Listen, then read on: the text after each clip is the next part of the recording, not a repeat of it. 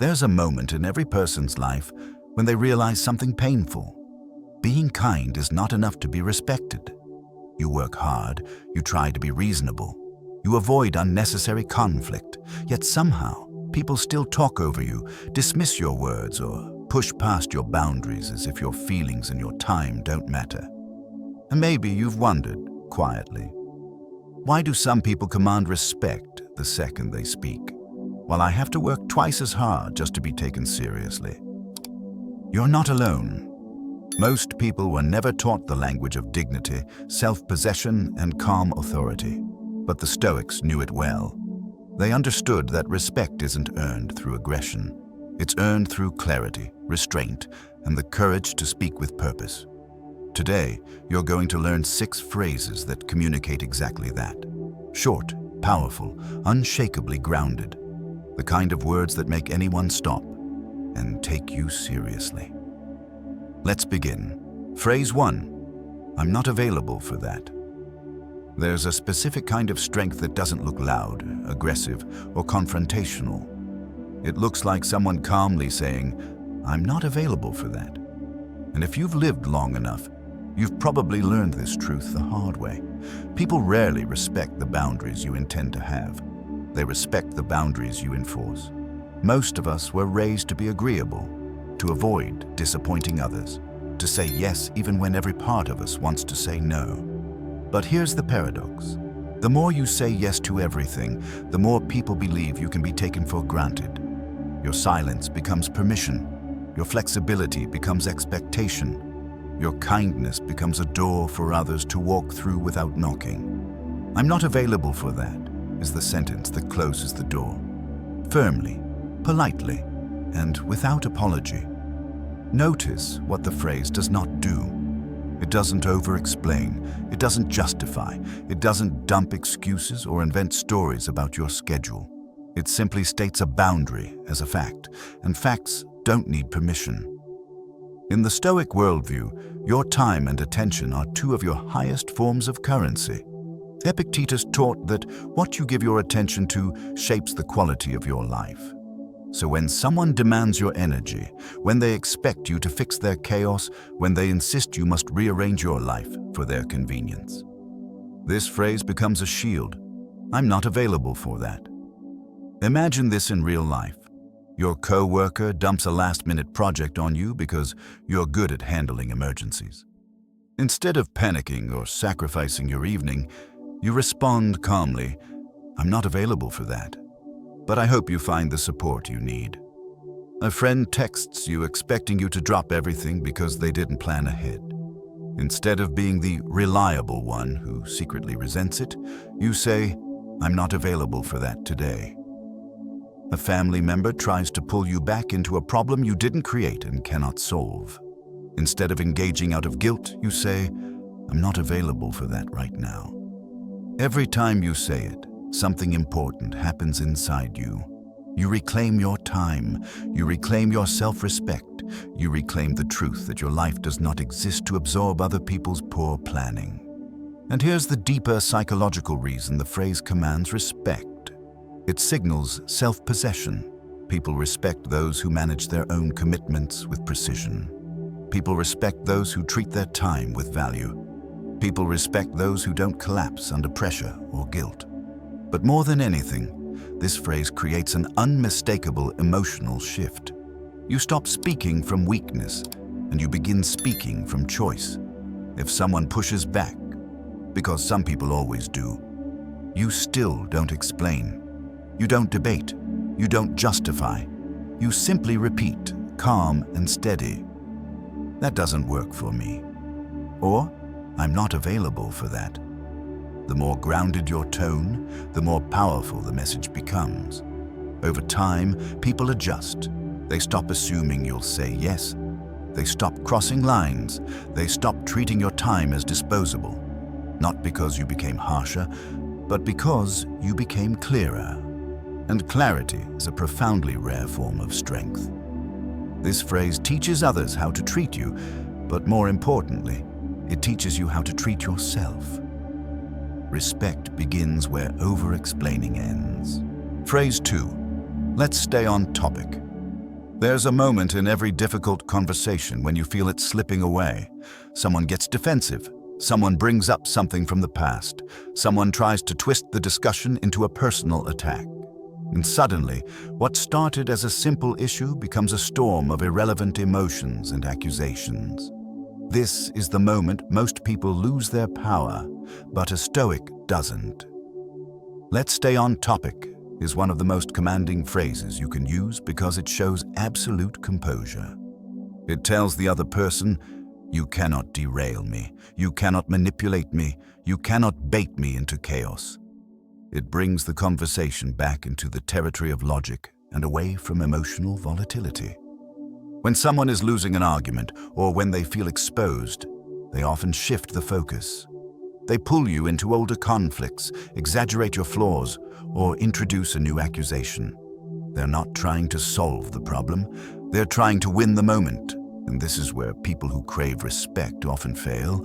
They follow the distraction, they defend themselves, explain too much, or let the conversation spiral. "Let's stay on topic" pulls everything back to center. It does something crucial. It reminds both people what the actual issue is, and it does it without aggression. Imagine confronting someone about a simple boundary.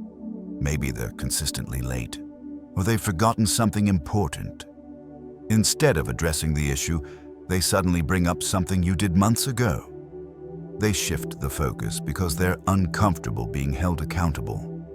Most people fall into that trap and start defending themselves. "Well, that wasn't my fault," or "You don't understand." But the moment you react like that, the original issue disappears. "Let's stay on topic." This phrase returns the conversation to the truth. It grounds the energy. It stops the emotional slide. And most importantly, it shows the other person that you will not be pulled into chaos. In the American workplace, especially, this phrase is powerful because it signals professionalism and authority. Leaders use it. Adults with emotional maturity use it. People who know their worth use it. You don't need to raise your voice or prove anything. You simply redirect with clarity. But this phrase also protects your self-respect in personal relationships. When someone you care about begins attacking your character instead of addressing the issue, it hurts. It feels like the room is shrinking. Your breath tightens. You can feel yourself wanting to defend your heart, but defending yourself emotionally often leads nowhere. Stoicism teaches us to return to what is real, not what is dramatic. "Let's stay on topic" becomes an anchor when emotions are flooding the conversation. It tells the other person, "I'm here to resolve something, not to fight you." It tells yourself, "I am centered. I won't drown in this." And that emotional stability commands deep respect. Why? Because most people are controlled by their reactions. When someone pushes their buttons, they explode. When someone guilt trips them, they fold. When someone changes the topic, they chase the distraction. But you're doing something different. You're steering the conversation, not being steered by it. And here's the surprising part. People trust those who stay on topic. Because staying on topic means you're not trying to win the argument. You're trying to solve the problem. It's clarity, it's emotional discipline, it's leadership. Try using it the next time someone drags a conversation sideways. Watch how quickly the energy shifts. Watch how they pause. Because they expected you to get emotional, not grounded. Watch how their tone changes when they realize you're not here to play games. "Let's stay on topic" is not a phrase of control. It's a phrase of self-possession. It communicates a message without ever needing to say it directly. I won't be moved by chaos. I won't be manipulated. I won't be distracted. We will deal with what is real. And that level of composure always commands respect. Phrase 3. I see it differently. There is a quiet, unshakable power in refusing to be dragged into a fight, yet standing your ground with absolute clarity. I see it differently is one of the strongest ways to disagree because it does something rare. It protects your dignity and your peace at the same time. Most people are terrified of disagreement. They feel pressured to nod along, to avoid conflict, to appear agreeable, to maintain harmony even at the cost of their own truth. So they swallow their opinions, silence their intuition, and let others dominate the conversation. But every time you silence yourself to make someone else comfortable, something inside you shrinks. You start teaching people that your perspective doesn't matter, even when it does. This phrase breaks that cycle. I see it differently is not confrontational, it's not emotional, it doesn't challenge the other person's intelligence. It simply asserts your viewpoint without engaging in a war of egos. And because it's so calm, so measured, so undeniably grounded, people stop and pay attention. They feel the line you've drawn, a line of self-respect. When someone pushes their opinion aggressively, they're expecting one of two reactions. You collapse, or you fight. This phrase does neither. It loosens their grip. It interrupts their emotional momentum. It signals that your mind is not something they can easily bend. Imagine you're in a meeting and someone tries to dominate the room with their idea. They speak over others, insisting they're right. Most people would either go silent or confront them defensively. But you lean forward, steady voice, steady breath. I see it differently. The room shifts. People turn toward you. Your perspective gains weight because you didn't fight for attention, you claimed it. Now imagine you're in a personal argument. Someone accuses you unfairly or tries to rewrite the story to justify their behavior. Instead of getting angry or pleading your case, you simply say, I see it differently. That sentence stops the emotional chaos. It refuses to validate their distortion. It keeps you anchored in your truth. And here's the deeper Stoic principle behind it. You're not responsible for controlling anyone's mind, only your own. When you say, I see it differently, you honor your inner judgment without demanding others adopt it. Marcus Aurelius often wrote about the power of independent thinking, reminding us that we must stay aligned with what we believe is right, not what others pressure us to accept. This phrase creates psychological balance. You're not yielding, you're not escalating, you're not surrendering your values, you're simply placing your truth on the table, quietly but immovably. It also invites a more mature kind of dialogue. When you say, I see it differently, you're not shutting the conversation down. You're signaling that you're open to discussing the issue, but not open to being steamrolled. It's a form of intellectual and emotional sovereignty. People respect those who can disagree without losing themselves.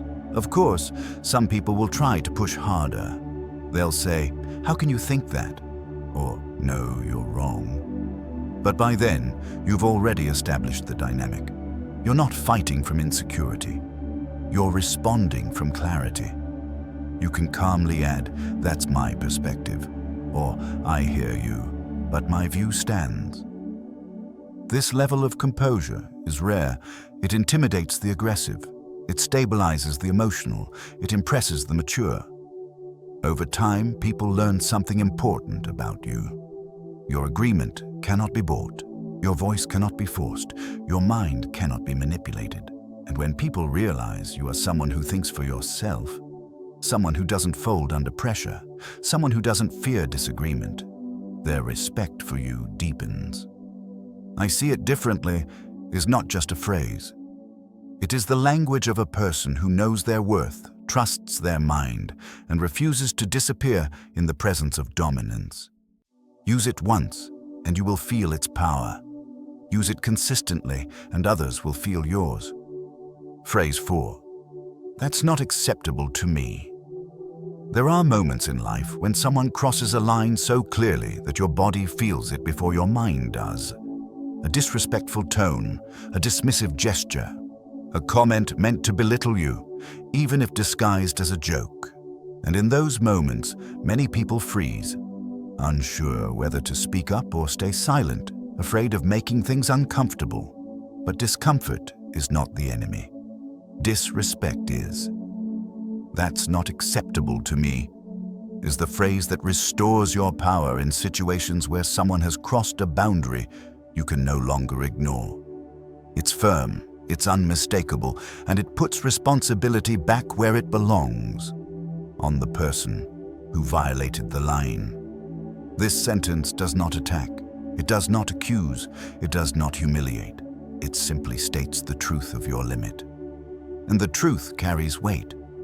People often cross boundaries not because they're malicious, but because they've learned, through your silence, your politeness, your hesitation, that they can. When you tolerate too much, you unintentionally train others to treat you casually, carelessly, or even cruelly. But the first time you say, "That's not acceptable to me," the pattern breaks. It signals that you have standards, and people respect those who live by their standards. Imagine someone speaking to you with a sharp, degrading tone. Instead of explaining why it hurt you or begging them to adjust their voice, you say calmly, "That's not acceptable to me." Instantly, the power dynamic changes. You're no longer reacting emotionally. You're asserting your worth. Or picture a colleague taking credit for your work, brushing it off like it's harmless. You don't laugh it away. You don't stew in quiet anger. You say, "That's not acceptable to me. Let's be clear about who contributed what." Not aggressive, not dramatic, just truth.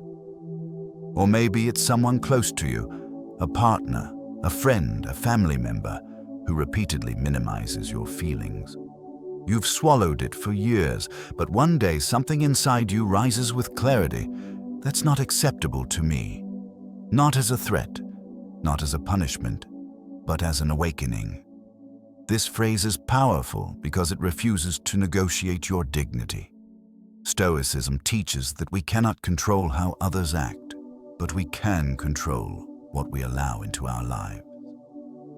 Marcus Aurelius wrote that our character is shaped not by what happens to us, but by what we choose to accept.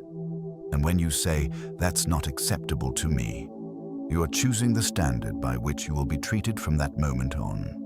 It also gives the other person something rare: clarity. People often don't realize they've crossed a line until someone makes the line visible. This phrase draws that line with precision. No emotional explosion, no passive aggression, no guilt-tripping, just a boundary stated with full self-respect. And here's the deeper psychological truth. People treat you the way you enforce your boundaries, not the way you hope to be treated. If you let disrespect pass, it grows. If you allow someone to talk to you like you're small, they will keep shrinking you. If you tolerate what hurts you, your silence becomes consent. But when you speak this phrase, something changes. Not just in the world around you, but inside you. You feel taller, you feel steadier, you feel like you're finally choosing yourself, and you are.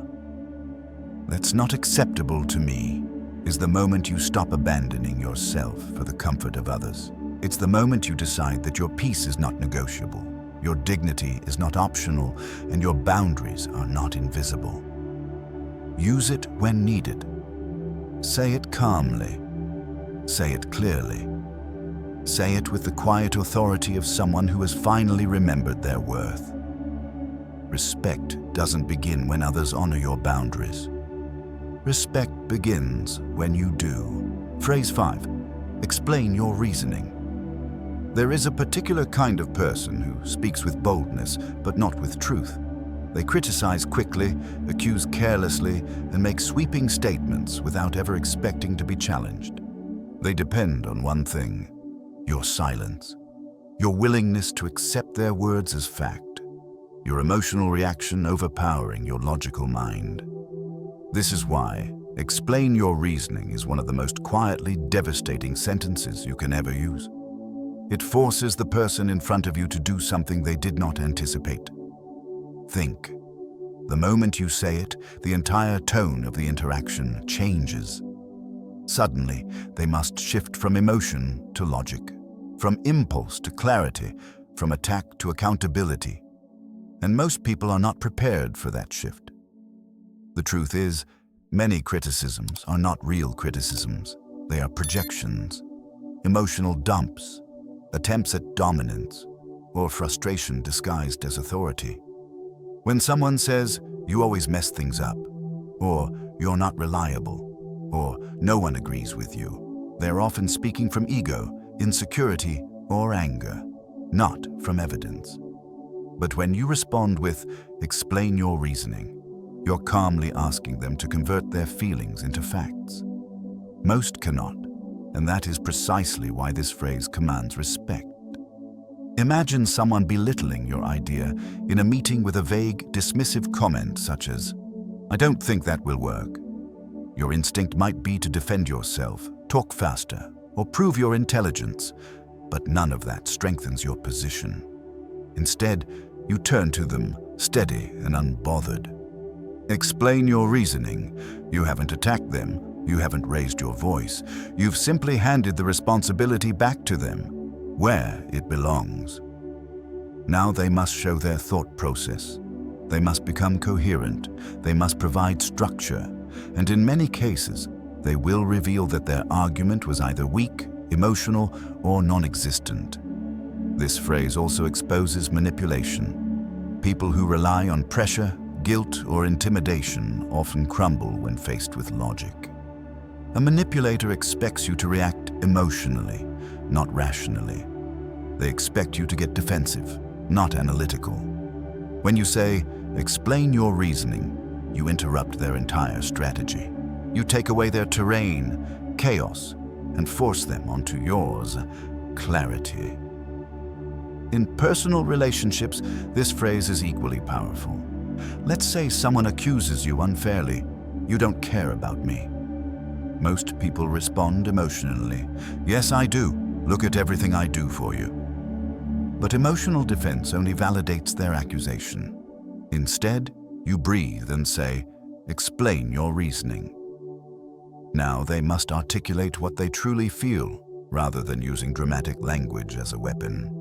The conversation becomes grounded, not explosive. Stoicism teaches that we must not react to accusations, but analyze them. Epictetus said that we should examine impressions carefully before accepting them. Not every thought deserves belief, and not every criticism deserves surrender. Explain your reasoning is a modern expression of that ancient wisdom. It protects you from absorbing negativity that was never yours to carry. This phrase also communicates something far deeper. You believe in your own competence. You trust your own perspective. You are not intimidated by scrutiny.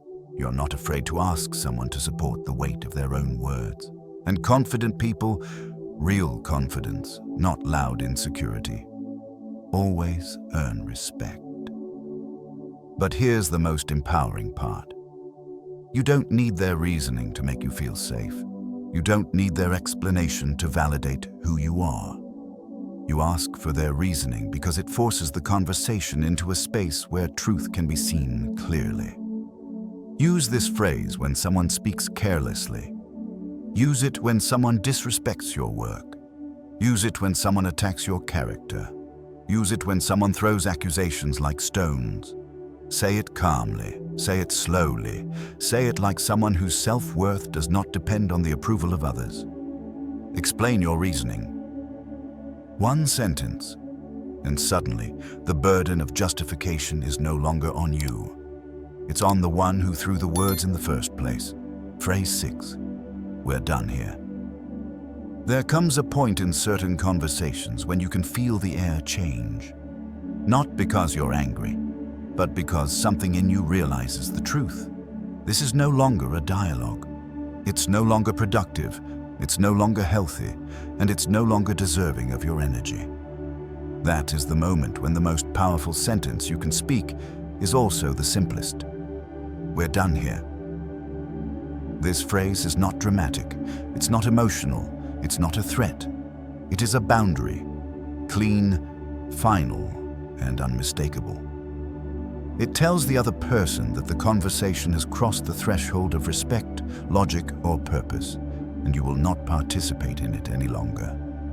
People who lack emotional discipline often expect one of two reactions: that you will chase resolution, or that you will explode.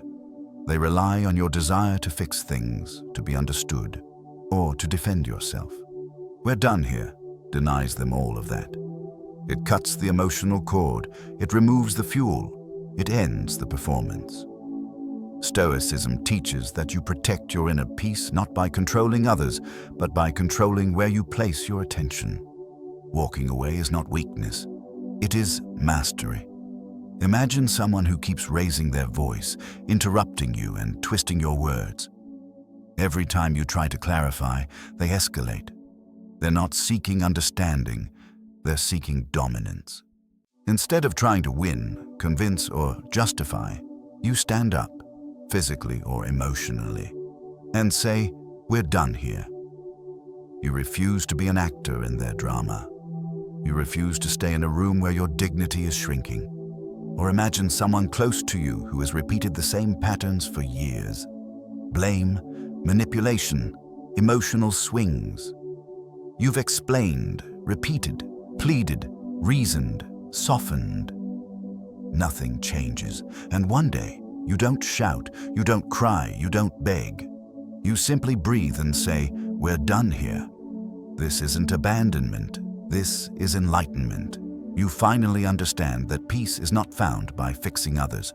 It's found by removing yourself from what harms you. This phrase is also powerful in professional settings. If a conversation becomes disrespectful, circular, or unproductive, you can end it with calm authority. "We're done here" signals that you will not allow your time, your most precious resource, to be wasted. Leaders use this phrase. People with self-respect use this phrase. People who value their boundaries more than their ego use this phrase. The psychology behind it is simple. The one who ends the conversation holds the power. Some people will try to provoke you into staying. They'll say things like, "Oh, now you're running away," or "See, you can't even talk like an adult." This is a test. If you react, they win. If you stay, you lose. If you answer calmly with silence or with the same phrase, "We're done here," you prove to both of you that your emotions belong to you, not to them. When spoken correctly, this phrase does not escalate conflict. It ends it. It creates emotional distance. It shows complete self-control, and that's why it commands respect. People quickly learn that your attention is not an endless resource. Your patience is not infinite. Your boundaries are not theoretical. They are real, and they have consequences. The deepest power of this phrase is internal.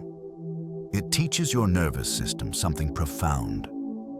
You do not have to stay where your spirit feels small. You do not have to absorb what wounds you.